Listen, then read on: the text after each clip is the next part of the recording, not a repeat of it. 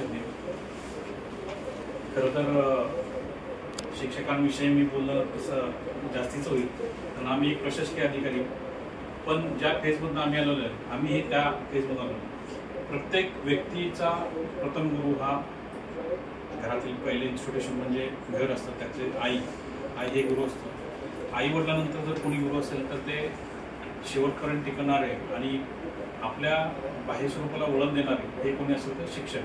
मग ते प्राथमिक शिक्षक असतील, माध्यमिक असतील किंवा कॉलेज लाईन शिक्षक असतील, हे तिन्ही वयोगटातील जे शिक्षक असतात ते त्या परीने आपल्याला सक्सेस होणे किंवा जीवन कसं जगावं याबद्दलचं ज्ञान देणारे हे गुरुज्ञान असतात। आणि खरं तर तसं पाहिलं तर आई वडील ज्या विश्वासाने आपलं मूल शिक्षकांच्या स्वाधीन करतात की आपल्यानंतर आपल्या जर मुलाला कोण चांगलं वळण लावेल किंवा समाजात जडणघडण करेल तर ते शिक्षक असतात। एवढ्या विश्वासाने जर कोणी मूल सपोर्ट करत असेल ते तुमच्या ताब्यात तर ते शिक्षकांचं असतं। आणि शिक्षकांचा सन्मान करणे हा एक विभागाचा जो कार्यक्रम आहे तो खरं तर याचं श्रेय माननीय माजी आयुक्त डॉक्टर प्रशांत नांदावळे सरांनी यांना द्यावं लागेल।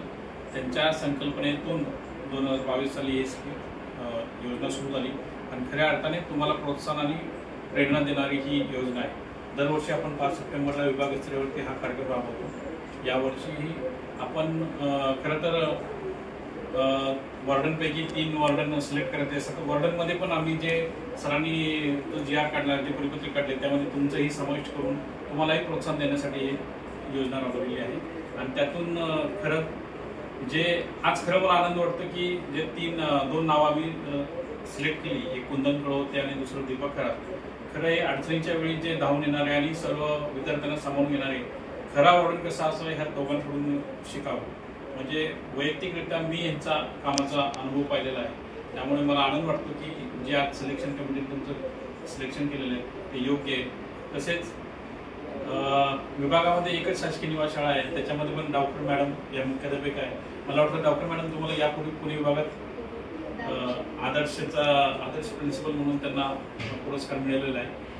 आणि शिक्षक म्हणले तर चिपळूणकर हे होते, त्यांचंही सिलेक्शन मागच्या वर्षी झालेलं आहे। त्यामुळे यावेळेस आम्ही असं ठरवलं की जे आपले कॉन्ट्रॅक्ट तत्वावरती जे खरं त्यांचंही योगदान खूप असतं। शिक्षक हा शिक्षकच आहे, मग तो कायम असू दे किंवा विनामूल्य असेल किंवा कायमस्वरूपी असेल ते CSB असू दे, ते जे योगदान देतात ते महत्त्वाचं आहे। आपण त्यांचं स्वरूप न पाहता त्यांच्या कामाचं स्वरूप पाहून तुम्हाला यावेळेस सिलेक्ट केलेलं आहे।